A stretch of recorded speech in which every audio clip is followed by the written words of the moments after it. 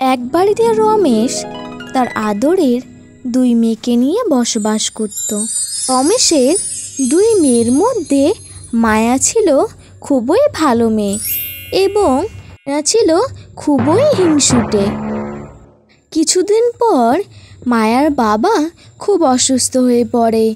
বাবা, তোমার কোথায় কষ্ট হচ্ছে গো?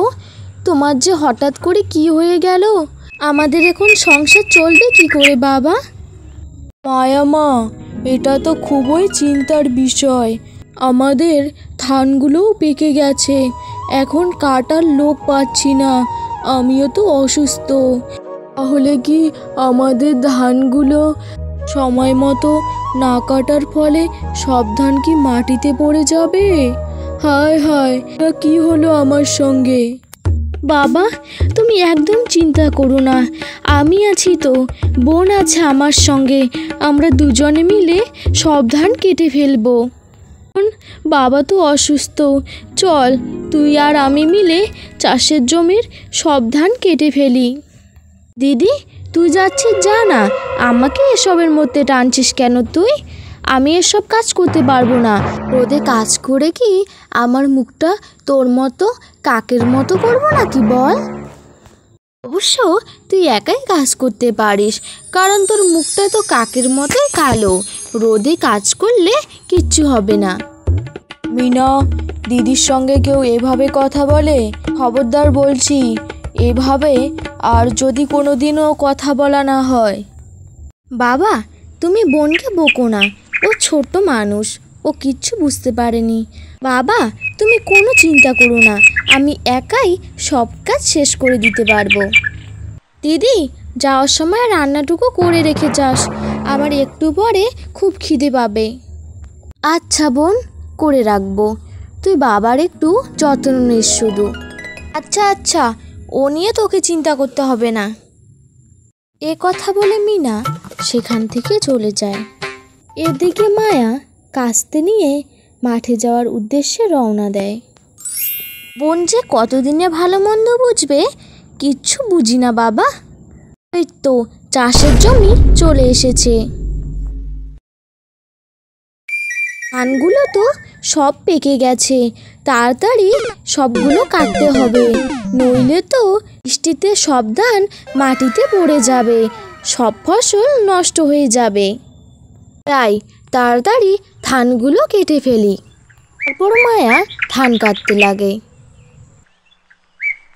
বেলা তো অনেক হয়ে গেল, এদিকে পেটে অনেক খিদেও লেগেছে। যাই, বাড়িতে যাই, কালকে না হয় আবার এসে কাটবো।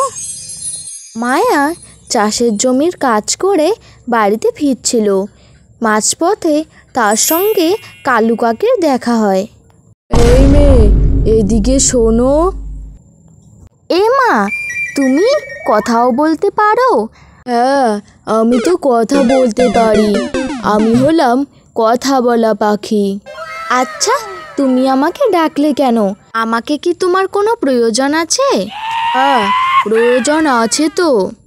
তুমি খুব ভালো মেয়ে, আর আমি তোমাকে আমার বন্ধু করতে চাই। এটা কখনো হতে পারে?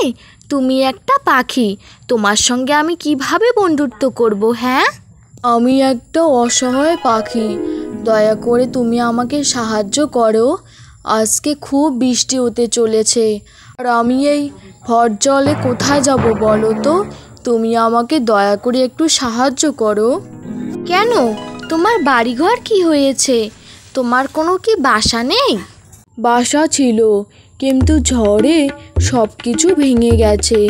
তাই তোমার কাছে অনুরোধ করছি, তুমি আমাকে সাহায্য করো। আচ্ছা, তুমি এত করে যখন বলছো, চলো আমার বাড়ি।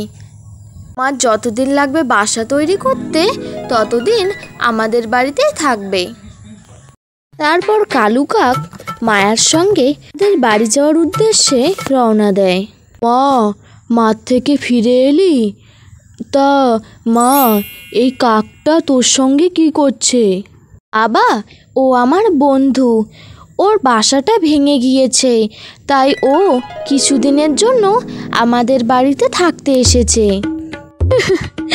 ভালোই হয়েছে, কাকের সঙ্গে তো কাকই বন্ধুত্ব করতে পারে বলো বাবা? দিদি তো কাকের থেকে কম কালো নয়, তার মানে তো কাক তোর বন্ধু হবেই। মা, তুই ছোটোর কথায় কিচ্ছু মনে করিস না। যা, তুই তোর বন্ধুকে নিয়ে ঘরে যা। আচ্ছা বাবা, আমি ঘরে যাচ্ছি, তোমরাও এসো। যাও যাও, তোমরা দুই কাক মিলে ঘরে যাও। দেখ বোন, তুই কিন্তু খুব বাড়াবাড়ি করছিস, সঙ্গে আমি কোনো তর্ক করতে চাই না। ঠিক আছে বাবা, আমি ওকে নিয়ে ঘরে যাই। শোনো কালু, তুমি যে কথা বলতে পারো, কেউ যদি টের না পায়, বুঝেছো? হ্যাঁ মায়া, মনে থাকবে। মায়া, আমার খুব খিদে পেয়েছে, তুমি খাওয়ার ব্যবস্থা করো। আচ্ছা চুপ চুপ, আমি নিয়ে আসছি।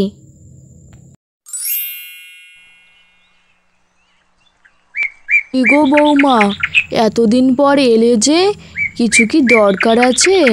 আসো আসো, এখানে বসো। হারান্দা, একটা দরকারে এলাম। আয়া আর মিনা তো বড় হয়ে গেল, আমি ভাবছি ওদের এখন বিয়ের ব্যবস্থা করতে। আচ্ছা বৌমা, তুমি বসো আগে, তারপরে সব কথা শুনছি।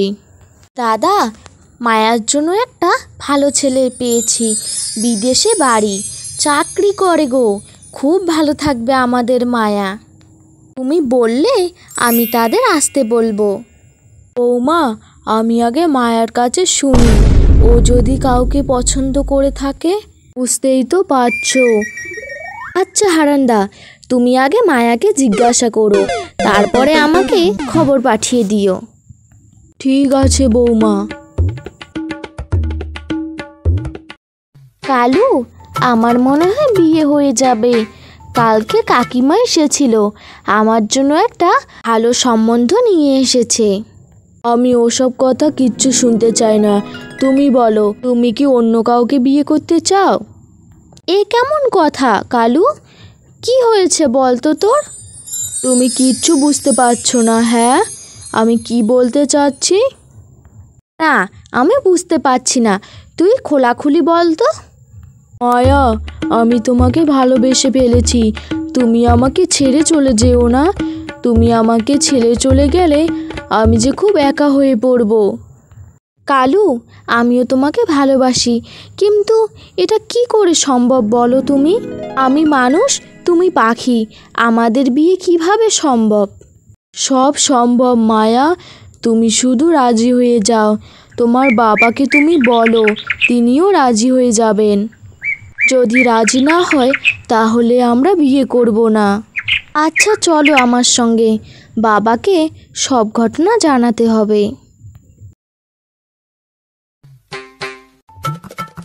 আমি এখন সুস্থ হয়ে গেছি, আর আমাদের সংসারে কোনো অভাব থাকবে না। এখন তোরা তোর দিদির বিয়ে দিয়ে আমি সুখে শান্তিতে বাস করব। মা, তুই এসেছিস? দেখ মা, আমি সুস্থ হয়ে গেছি। মা, তোকে আর মাঠে কাজ করতে হবে না, তোকে এখন অনেক বড় ঘরে বিয়ে দিব, তুই সেখানে সুখে শান্তিতে বসবাস করবি।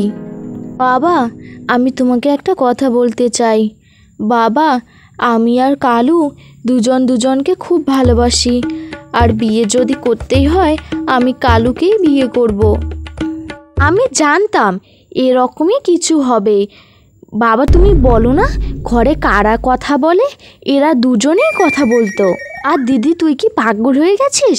একটা পাখিকে কেউ বিয়ে করে? বাবা, তুমি রাগ করো না, আমি সত্যি কালুকে অনেক ভালোবাসি, তুমি আমাদের সম্পর্কটা মেনে নাও। মা, তোর কথাটা বুঝলাম, কিন্তু এই সমাজের লোক আমাদের মুখে তো থুথু ফেলবে মা। বাবা, কে কি বললো আমার তাতে কিচ্ছু যায় আসে না বাবা।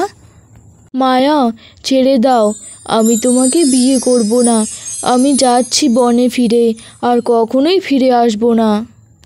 তুমি চুপটি করে দাঁড়াও তো, আমি তো বাবার সঙ্গে কথা বলছি, তুমি মাঝখানে কোনো কথা বলো না।